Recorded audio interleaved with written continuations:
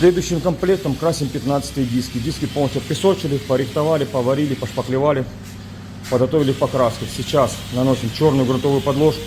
Основной цвет будем красить черный американский суперглянец.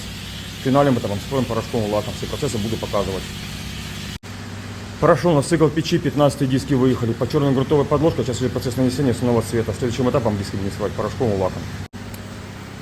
Прошел очередной цикл печи, 15 диски выехали. Под основным цветом сейчас идет процесс нанесения порошкового лака. В конце видео покажу готовый результат.